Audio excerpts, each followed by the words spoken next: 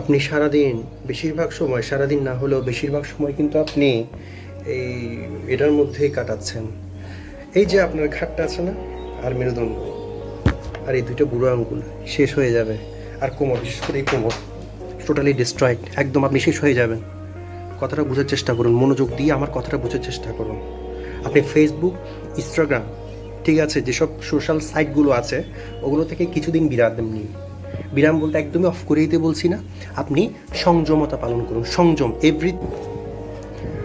আপনি বাইরে যান, বাইরে কোথাও ঘুরে আসুন, প্রকৃতির কাছে যান, কিন্তু এখানের মধ্যে আসলে আনন্দটা খোঁজাটা আসলে সবচেয়ে একটা, মানে কি বলবো, একটা বোকার মতো কাজ হবে আর কি। আপনি মেডিটেশন করতে পারেন, মেডিটেশন করুন, ব্রিদিং এক্সারসাইজ করুন।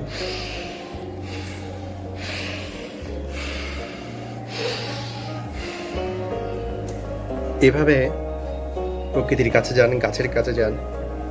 এভাবে ডে বাই ডে আপনি যখন এই সোশ্যাল মিডিয়া এডিকশন থেকে বের হওয়ার জন্য আপনাকে ব্রেনকে, আমাদের শরীরকে ডিটক্সিফাই করতে হবে, অর্থাৎ বিষমুক্তকরণ। অর্থাৎ আমাদের শরীরে যেই, কিংবা আমাদের ব্রেনে, আমাদের চিন্তার মধ্যে দিয়ে যেসব বিষগুলো আসছে, এই বিষগুলোকে বের করার জন্য আমাদেরকে অবশ্যই মেডিটেশন এবং মাঝে মাঝে প্রকৃতির কাছে যাওয়া।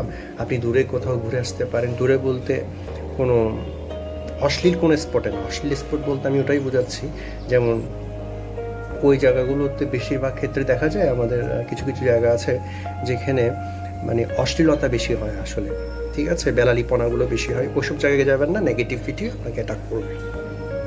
আপনি পজিটিভিটি কোনো জায়গায় যান যেখানে এইসব জিনিসগুলো একদমই নেই বললেই চলে, যেমন পাহাড়, এই যে আরও কিছু জায়গা আছে পবিত্র কিছু জায়গা, ওইসব জায়গায় যান। ধন্যবাদ।